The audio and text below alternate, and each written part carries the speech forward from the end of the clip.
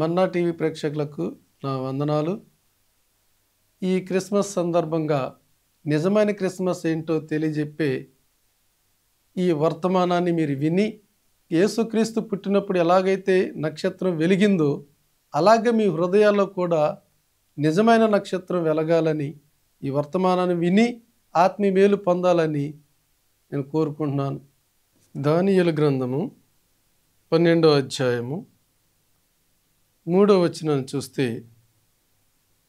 బుద్ధిమంతులైతే ఆకాశ మండలములోని జ్యోతులను పోలిన వారై ప్రకాశించెదరు. నీతి మార్గమును అనుసరించి నడుచుకున్నట్లు ఎవరు అనేకులను త్రిప్పుదురో వారు నక్షత్రము వలె నిరంతరము ప్రకాశించెదరు. ఇక్కడ మనం ఈ వాక్యాన్ని పరిశీలన చేస్తే, బుద్ధిమంతులైతే ఆకాశ మండలములోని జ్యోతులను పోలిన వారై ప్రకాశించెదరు. నీతి మార్గమును అనుసరించి నడుచుకున్నట్లు ఎవరు అనేకులను త్రిప్పుదురు వారు నక్షత్రము వలె నిరంతరము ప్రకాశించెదరు. ఈ నక్షత్రము వలె నిరంతరం ప్రకాశించాలంటే మనం ఏం చేయాలి? దేవుడు నరరూపిగా ఈ లోకానికి వచ్చి మనలందరినీ కూడా నీతి మార్గము అనుసరించి నడుచుకున్నట్లు నడిపించాలని పరమును వీడి మన ప్రభు అయిన యేసుక్రీస్తు ఈ భూలోకానికి వచ్చారు. నిరంతరము ప్రకాశించే నక్షత్రములాగా ప్రకాశిస్తూ ఉన్నారు. ఈ నక్షత్రం ఏంటంటే, నక్షత్రము అనగా కుమారునికి సూచన. ఈ నక్షత్రము కుమారునికి సూచనగా ఉంది. ఎందుకంటే యేసుక్రీస్తు వారు ఎప్పుడైతే జన్మించారో ఒక పెద్ద నక్షత్రము అక్కడ కనబడింది. మత్తయి సువార్త 2వ అధ్యాయము 9వ వచనంలో చూస్తే, వారు రాజు మాట విని బయలుదేరిపోవచ్చుండగా ఇదిగో తూర్పు దేశంలో వారు చూచిన నక్షత్రము ఆ శిశువు ఉండిన చోటికి మీదుగా వచ్చి నిలుచు వరకు వారికి ముందుగా నడిచెను. వారు ఆ నక్షత్రమును చూచి అత్యానంద భరితులై ఇంటిలోనికి వచ్చి తల్లి అయిన మరియను ఆ శిశువును చూచి సాగిలపడి ఆయనను పూజించిరి. ఇక్కడ రాజు మాట విని తూర్పు దేశమున వారు చూచిన నక్షత్రమును చూచారు. వారు ఈ నక్షత్రము ఎందుకు అక్కడ కనబడిందంటే కుమారునికి సూచనగా ఉన్నది. ఎవరైతే ఆ నక్షత్రాన్ని చూస్తారో, ఎవరైతే ఆ నక్షత్రాన్ని వెంబడిస్తారో, ఎవరైతే ఆ నక్షత్రాన్ని చూసి సాగిల పడతారో, ఎవరైతే ఆ నక్షత్రాన్ని చూసి ఆయన పూజిస్తారో వారి దేవుణ్ణి ప్రేమించేవారుగా కనబడుతూ ఉన్నారు. ఆ నక్షత్రం క్రీస్తు ప్రభు ఉన్న చోటికి వారిని నడిపించింది. ఎందుకంటే దేవుడు సూర్య చంద్ర నక్షత్రములను మొదటగానే చేశాడు. మొదటగానే ఆయన సూర్య చంద్ర నక్షత్రములు చేశాడు వెలుగిచ్చుటకై. సూర్యుడు పగటిని వేలుటకు, చంద్రుడిని రాత్రిని ఏలుటకు, నక్షత్రాలు కూడా అనేకమైన వెలుగిచ్చడానికి ఆ నక్షత్రాన్ని సూచనగా దేవుడు మనకి ఆ నక్షత్రం వెలిగించాడనమాట. ఎందుకు ఆ నక్షత్రమే యేసుక్రీస్తు పుట్టినప్పుడు కనపడిందంటే, దేవుడు ఆ నక్షత్రాన్ని కుమారునికి సూచనగా కనబడుతూ ఉంది. మనం చూస్తే తల్లి తండ్రి ఒక్కళ్ళే. తండ్రి అనగా సూర్యుడు, తల్లి అనగా చంద్రుడు, కుమారులు అనగా నక్షత్రములు. ఎవరికైనా తల్లి ఒక్కళ్ళే ఉంటారు, తండ్రి ఒక్కళ్ళే ఉంటారు, కానీ కుమారులు అనేక మంది ఉంటారు. అందుకని దీనికి సూచనగా నక్షత్రాన్ని చూపించాడు. కుమారునికి సూచనగా పరిశుద్ధుడుగా ఉండుటకు ఆయన నక్షత్రాన్ని చూపించాడు. కుమారునికి సూచన. ఎందుకంటే ఆ నక్షత్రము వెలగటానికి అనేకమైన కారణాలు ఉన్నాయి. నక్షత్రాలన్నిటికీ కూడా పేర్లు పెట్టాడు దేవుడు. అందుకనే మనకి కూడా ప్రతి మనిషికి ఏదో ఒక పేరు ఉంది. ప్రతి నక్షత్రమునకు పేర్లు పెట్టెను. ఆయన పేరును నియమించువాడు. ప్రతి నక్షత్రానికి పేర్లుంది. అలాగే ప్రతి మనిషికి కూడా పేర్లున్నాయి. చంద్రుడు, సూర్యుడు నక్షత్రాలు. నక్షత్రాలకి అనేకమైన పేర్లు ఉన్నాయి. కీర్తన గ్రంథం చూస్తే 147వ అధ్యాయము 4వ వచనం చూస్తే, నక్షత్రముల సంఖ్యను ఆయన నియమించి ఉన్నాడు, వాటన్నిటికీ పేర్లు పెట్టుచున్నాడు. నక్షత్రముల సంఖ్య ఆయన నియమించి ఉన్నాడు, వాటన్నిటికీ పేర్లు పెట్టుచున్నాడు. నక్షత్రముల సంఖ్య అనగా మనుషుల సంఖ్య. మన ప్రపంచంలో ఇన్ని వేల కోట్ల జనాభా ఉన్నారు. ప్రతి మనిషికి పేరుంది. ఆ నక్షత్రముల సంఖ్యను ఆయన నియమించి ఉన్నాడు. ఆ సంఖ్యను ప్రజలు ఈ ప్రపంచంలో ఎంతమంది జనాభా ఉన్నారు వాటన్నిటిని సంఖ్య ఆయన నియమించాడు. తెలుసుకున్నారు అనేక మంది. మన ప్రపంచంలో ఎంతమంది జనాభా ఉన్నారు, మన ప్రపంచంలో ఎంతమంది జనాభా కలిగి ఉన్నారు, మా దేశంలో ఎంతమంది జనాభా, వేరే దేశంలో ఎంతమంది జనాభా, మా రాష్ట్రంలో ఎంతమంది జనాభా, మా జిల్లాలో ఎంతమంది జనాభా, మా మండలంలో ఎంతమంది జనాభా, మా గ్రామంలో ఎంతమంది జనాభా అని తెలుసుకుంటా ఉన్నారు. అందుకని ఇక్కడ వాటి సంఖ్యను ఆయన నియమించి ఉన్నాడు, వాటన్నిటికీ కూడా పేర్లు పెట్టుచున్నాడు. యోబు గ్రంథము 9వ అధ్యాయం 9వ వచనం చూస్తే, ఆయన స్వాతి, మృగశీర్షము, కృత్తిక అనువాటిని దక్షిణ నక్షత్ర రాసులను చేసినవాడు. వీటి నక్షత్ర రాసులను చేసినవాడు ఆయనే. అంటే ప్రతి మనిషికి పేర్లు పెట్టువాడు ఆయనే. ప్రతి మనిషికి కూడా పేర్లు కలగజేసినవాడు ఆయనే. ఆయన సంఖ్యను తెలియజేసినవాడు. ఆయన స్వాతి, మృగశీర్షము, కృత్తిక వాటిని దక్షిణ నక్షత్ర రాసులను చేసినవాడు. ఆయన ప్రతి మనిషిని కూడా నక్షత్రము వలె వెలిగించాలి, నక్షత్రము వలె కనపడాలి. కుమారుడు ఎలాగైతే పుట్టగానే నక్షత్రం వెలిగిందో ప్రతి ఇంటిలో కూడా కుమారులాగా నక్షత్రంలాగా వెలిగించబడాలని ఆయన పరమును వీడి ఈ భూలోకానికి వచ్చాడు. నిన్ను నన్ను రక్షించడానికి, నిన్ను నన్ను లేవనెత్తడానికి, నిన్ను నన్ను అనేక మందికి చూపించటానికి, నిన్ను నన్ను అనేక మందికి వెలిగించటానికి నక్షత్రము వలె వెలిగించబడాలి. నక్షత్రంలాగా నువ్వు వెలగాలి, నీ కుటుంబంలో నువ్వు వెలగాలి. లెక్కించలేనన్ని నక్షత్రములను ఆకాశములో పుట్టించను. ఆదికాండం 15వ అధ్యాయం 5వ వచనం, ఆయన ప్రతి నక్షత్రమును ఒక ఉద్దేశముతో చేసెను. ప్రతి నక్షత్రమును ఆయన ఒక ఉద్దేశంతో చేశాడు ఆయన. అలాగే ప్రతి మనిషిని కూడా ఆయన ఉద్దేశంలో నడవాలని ఒక ఉద్దేశంతోనే నిన్ను నన్ను తయారు చేశాడు. మనల్ని నియమించి తన పని కొరకు వాడుకోవాలని. నీవు నేను కూడా నక్షత్రము వలె వెలగాలి. నీవు నేను కూడా అనేక మందికి వెలుగునివ్వాలి. నీవు నేను కూడా అనేక మందిని వెలుగులో నడిపించాలి అని ఆయన తన ఉద్దేశము చొప్పున ఆయన మనను రూపించాడు. ఆయన మన కొరకు ఆయన ఈ భూలోకానికి వచ్చాడు. ఆయనే రాకపోతే, ఈ భూమి మీదకి రాకపోతే మనకి రక్షణ లేదు, మనకు విడుదల లేదు, మనకు విమోచన లేదు.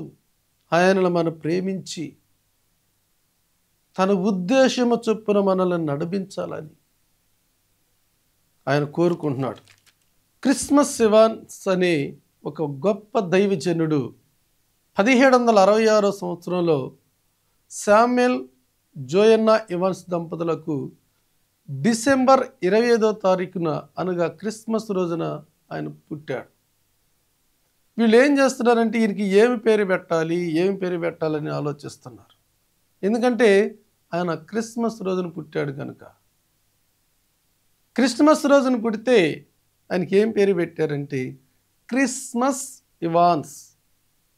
ఆయన 1766 సంవత్సరంలో జన్మించాడు. అయితే ఈయన 9 సంవత్సరాల వయసు ఉన్నప్పుడు ఇతని తండ్రి చనిపోయాడు. తర్వాత కురూరుడైన మేనమామ దగ్గర ఆయన దాస్యం చేయవలసి వచ్చింది. దాస్యం చేస్తూ ఆయన అక్కడే ఉంటే ఎవరో ఆయన్ని ప్రార్థనకు నడిపించారు. ప్రార్థనకు నడిపిస్తే ఆయన వాక్యాన్ని విని రక్షింపబడ్డాడు. రక్షింపబడి ఆయన ప్రార్థనకి వెళ్ళొస్తూ ఉన్నప్పుడు అక్కడ రక్షణ పొందిన తర్వాత వీళ్ళ పాత గుంపులో ఉండేవాళ్ళు ఈయన దగ్గరకు వచ్చి ఈయన్ని బాగా చిత్రవందరూ కొట్టేశారు. కొట్టేసినప్పుడు ఆయనకి బాగా దెబ్బలు తగిలి ఒక కన్ను కూడా పోవటం జరిగింది. అయినా కానీ ఆయన దేవుణ్ణి విడిచిపెట్టలా. దేవుడు నా పట్ల ఏదో ప్రణాళిక ఉంది, దేవుడు నా పట్ల ఎన్నో ప్రణాళికలు కలిగి నన్ను రూపించాడు. కన్ను పోయినా సరే ఆయన ప్రార్థనకి వెళ్తూ ఉంటే దేవుడు తన సేవకు పిలిచాడు. సేవకు పిలిచి ఆయన బలంగా వాడుకున్నాడు. ఆయన ఏమన్నారంటే ఒంటి కన్ను సువార్థికుడు అంటున్నారు. క్రిస్మస్ ఇవాన్స్ గారిని ఒంటి కన్ను సువార్థికుడు, ఒంటి కన్ను బోధకుడు అని చెప్తా ఉన్నారు. అయినను కూడా ఇవన్నీ ఆయన లెక్క చేయాల. ఇవన్నీ కూడా ఆయన లెక్క చేయకుండా దేవుడు ఉద్దేశము చొప్పున, ఆయన ప్రణాళిక చొప్పున, ఆయన నా పట్ల ఏ ఉద్దేశము కలిగి ఉన్నాడో ఆ ఉద్దేశం చొప్పునే నేను నడుస్తానని ఆయన అలాగే సేవ చేసుకుంటూ వెళ్ళాడు. తన వృద్ధాపమందు కూడా ఆయన్ని క్రిస్మస్ తాత అని పిలిచేవారంట. తన ఉద్దేశము చొప్పున ఏవైతే దేవుడు ఏర్పాటు చేసుకున్నాడో అదే ఉద్దేశము చొప్పున ఆయన నడిచాడు. ఆయన 130 సంవత్సరాల వయసు దాకా ఆయన బ్రతికాడు. 130 సంవత్సరాలు బ్రతికి తన చివరి దినాల్లో కూడా దేవుని సన్నిధిలో గడుపుతూ ఆయన మరణించాడు. ఒంటికన్నే కానీ గొప్ప సేవకుడయ్యాడు. మంచి ఉద్యమం తీసుకొచ్చాడు. మంచి ఉద్యమం తీసుకొచ్చి అనేకులను వెలిగించాడు. అనేక మంది దేవుని యొద్దకు నడిపించాడు. ఈ తూర్పు దేశపు జ్ఞానులు ఎలాగైతే ఆ శిశువుండా చోటికి మీదుగా వచ్చి వారికి ముందుగా ఎలాగైతే నడిపించిందో ఆ నక్షత్రం, ఈయన కూడా అలాగే అందరిని కూడా నడిపించాడు. ఆ నక్షత్రం ఉన్న చోటికి, యేసుక్రీస్తు ఉన్నవారి చోటికి ఆ నక్షత్రం వచ్చింది, అక్కడ నిలిచింది. అక్కడ అలాగే దేవుడు కూడా మనల్ని నడిపించటానికి ఆ నక్షత్రం అంటే ప్రభువారు దగ్గరికి నడిపిస్తూ ఉంది. అది సూచన.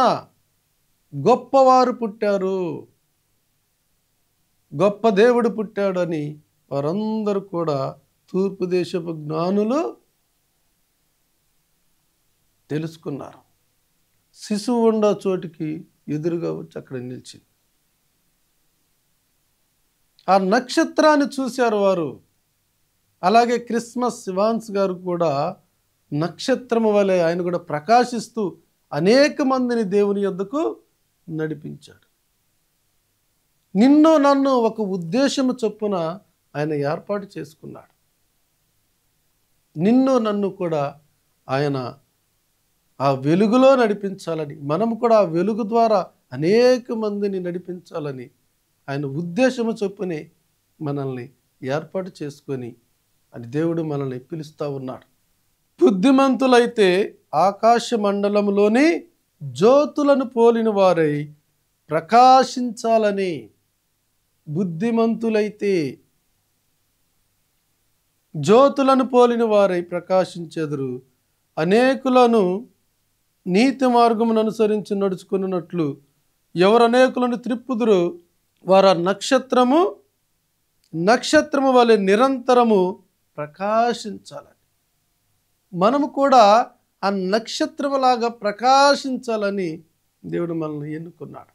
నీవు ప్రకాశించాలి, నేను ప్రకాశించాలి, అనేక మంది కూడా నక్షత్రము వలె ప్రకాశించాలి. నువ్వు ఎప్పుడైతే ప్రకాశిస్తావో, ఎప్పుడైతే నువ్వు పక్కన నీ తోటి వారిని ప్రకాశింపజేస్తావో, జ్యోతులను పోలిన వారై ప్రకాశించాలని దేవుడు కోరుతా ఉన్నాడు. అలాగే 1 కొరింథీ 15:41 వచనం చూస్తే, సూర్యుని మహిమ వేరు, చంద్రుని మహిమ వేరు, నక్షత్రముల మహిమ వేరు, మహిమను బట్టి ఒక నక్షత్రమునకు మరి యొక్క నక్షత్రమునకు భేదము కలదు కదా. సూర్యుని మహిమ అంటే తండ్రి మహిమ వేరు, చంద్రుని మహిమ అంటే తల్లి మహిమ వేరు, నక్షత్రముల మహిమ అంటే కుమారుల మహిమ వేరు.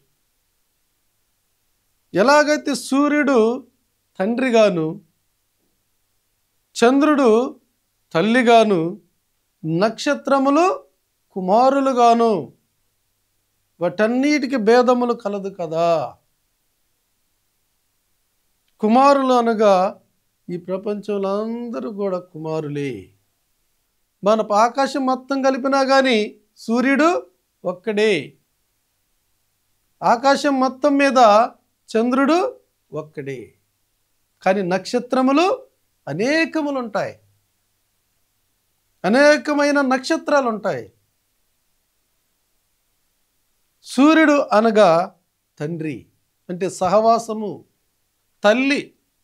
చంద్రుడు అనగా సంఘము అంటే తల్లి. నక్షత్రములు అనగా సంఘ సభ్యులు. ఎందుకంటే సంఘ సభ్యులు అనేక మంది ఉంటారు, సహవాసం ఒక్కటే, సంఘం ఒక్కటే, సంఘ సభ్యులు అనేక మంది ఉంటారు.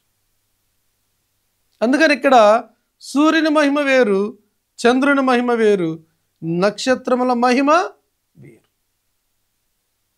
ఆ నక్షత్రములు అనేకములు ఉంటాయి. దేవుడు నిన్ను, నన్ను, మనందరిని కూడా ఆయన ప్రేమిస్తూ ఉన్నాడు. ప్రతి నక్షత్రమునకు ఆయన పేరు పెట్టెను, ప్రతి నక్షత్రానికి ఆయన సంఖ్య వ్రాయబడెను. ఈ ప్రపంచంలో ఎంతమంది జనాభా ఉన్నారు, ఆకాశములో ఎన్ని నక్షత్రాలు ఉన్నాయి, వాటన్నిటినీ సంఖ్య నియమించి ఉన్నాడు. వాటన్నిటి ఎన్ని నక్షత్రాలని వాటికి రాశాడు. అన్నాడు అబ్రహాం గారితో అన్నాడు, నువ్వు ఆకాశం వైపు చూసి నక్షత్రముల సంఖ్య నువ్వు లెక్కించగలవా? నీ కుమారులు కుమార్తెలను నేను అలాగ చేస్తానన్నాడు. ఇసుక రేణువుల కంటే ఎక్కువగా చేస్తానన్నాడు. నువ్వు ఆకాశం వైపు, మనం ఎవరైనా సరే నక్షత్రముల సంఖ్య మనం లెక్కించగలమా? కానీ ఆయన లెక్కించాడు. ఎన్ని నక్షత్రాలు ఉన్నాయి, వాటికి పేర్లు కలగజేసిన వాడు ఆయనే. అందుకని మనల్ని ఆయన ప్రేమించాడు. ప్రతి నక్షత్రము, ప్రతి మనిషి కూడా ఆయన ఉద్దేశము చొప్పున, ఆయన ప్రణాళిక చొప్పున ఆయన నియమించాడు. ఆయన మనల్ని వాడుకోవాలని ఆ నక్షత్రాన్ని చూచి వారు అత్యానందభరితులయ్యారు. ఒక తల్లిదండ్రులకు ఒక కుమారుడు పుడితే ఎంత సంతోషం ఉంటుందని, అలాగే ఆ రాజులు కానీ వారందరూ కూడా ఆ నక్షత్రాన్ని చూసి అత్యానందభరితులయ్యాయి. నీవు నేను కూడా అలాగే ఉండాలి. ఆ నక్షత్రము వలె వెలుగుతానే ఉండాలి. ఆ నక్షత్రములాగా నువ్వు వెలిగించబడాలి. మన ఇళ్లల్లో స్టార్లు పెట్టుకోవటం కాదు, ఇళ్ళ మీద స్టార్లు పెట్టుకొని మా ఇంట్లో స్టార్ వెలిసింది, అక్కడ స్టార్ వెలిసింది, ఇక్కడ స్టార్ వెలిచడం కాదు. మన హృదయంలో వెలిగించబడాలి. మన హృదయంలో నక్షత్రం వెలిగించబడాలి, వెలగాలి. ఒక భక్తుడే ఉన్నాడంటే, క్రిస్మస్ అంటే ఎక్కడో చెట్టు కింద లేకుంటే చెట్టులో క్రిస్మస్ ట్రీ పెట్టుకొని ఇదే క్రిస్మస్ అంటే క్రిస్మస్ కాదు. ఇది నీ హృదయంలో నుండి రావాలి. క్రిస్మస్ అంటే క్రీస్తు ప్రభు ఈ లోకానికి ఎందుకు వచ్చాడు? నా కొరకైన భూమి మీదకి వచ్చాడు. నా కొరకైన తన ప్రాణాన్ని ధారపోశాడు. ఆయన పసిబాలుడిగా పుట్టినప్పుడు నక్షత్రం వెలిగింది. ఆయన వెలిగించబడాలని వెలుగు ద్వారానే ఆయన జన్మించి, ఆ వెలుగు ద్వారా జన్మించి ఆయన నక్షత్రం కుమారునికి సూచనగా ఉంది. ఆదికాండం చూస్తే 37వ అధ్యాయము 9వ వచనంలో చూస్తే, అతడు ఇంకొక కల కని తన సహోదరులకు తెలియజేసి, ఇదిగో నేను మరి ఒక కల కంటిని, అందులో సూర్య చంద్రులను 11 నక్షత్రములను నాకు సాష్టాంగ పడేడని చెప్పెను. ఇక్కడ సూర్యచంద్రులు అనగా ఎవరండి? తల్లిదండ్రులు. సూర్యచంద్రులు అనగా తల్లిదండ్రులు, 11 నక్షత్రములు అనగా కుమారులు. 11 మంది నక్షత్రములు అనగా కుమారులు. మరి అందుకని ఆయన మనల్ని ప్రేమించాడు. కుమారులుగా, కుమారునికి సూచనగా నక్షత్రం వెలిగింది. కుమారుడు ఎప్పుడైతే పుట్టాడో ఆ నక్షత్రము వెలిగింది. మరి మనలో కూడా నక్షత్రం వెలగాలంటే మనం ఆయన వైపు చూడాలి, దేవుని వైపు చూడాలి. మన హృదయంలో ప్రార్థన లేకుండా, క్రీస్తు లేకుండా అది ఎన్నటికీ నిజమైన క్రిస్మస్ కాదు. ఎప్పుడైతే ప్రభు నీ యొద్దకు వస్తావు, లేదంటే నువ్వు ప్రభు వైపు చూస్తావు, ఎప్పుడైతే ఆ నక్షత్రాన్ని నువ్వు చూడగలుగుతావో అప్పుడే నీలో నిజమైన క్రిస్మస్. చాలామంది క్రిస్మస్ అంటే కొత్త బట్టలు వేసుకోవటం, లేదంటే క్రిస్మస్ ట్రీ పెట్టుకోవటం, ఇంటి పైన నక్షత్రం పెట్టుకోవటం, అంత లైటింగ్లు వేసుకోవటం, అది కాదు క్రిస్మస్ అంటే.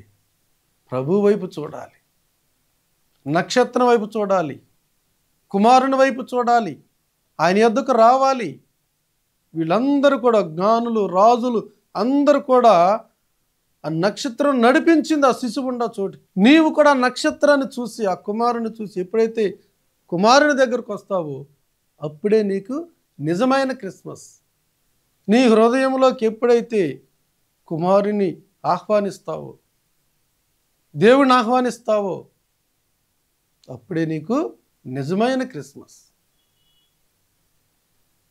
నిజమైన క్రిస్మస్ కావాలంటే ఈ క్రిస్మస్ ఇవాన్స్ అయితే ఎలాగైతే 130 సంవత్సరాలు బ్రతికి ఆయన సేవ చేసి అనేక మందిని వెలిగించాడు, అనేక మందిని వెలుగులో నడిపించాడు.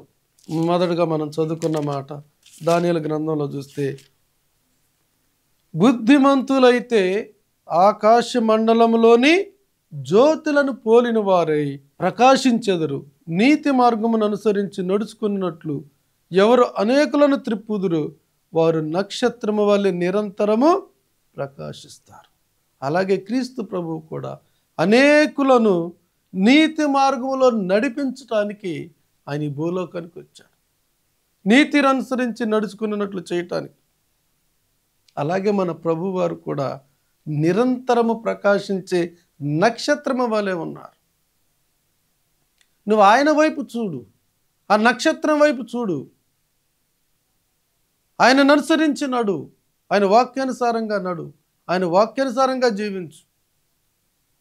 నీ పట్ల, నా పట్ల ఆయన ప్రణాళిక చొప్పున మనల్ని చేసుకున్నాడు. ఆయన ప్రణాళిక చొప్పున మనల్ని చేసుకున్నాడు.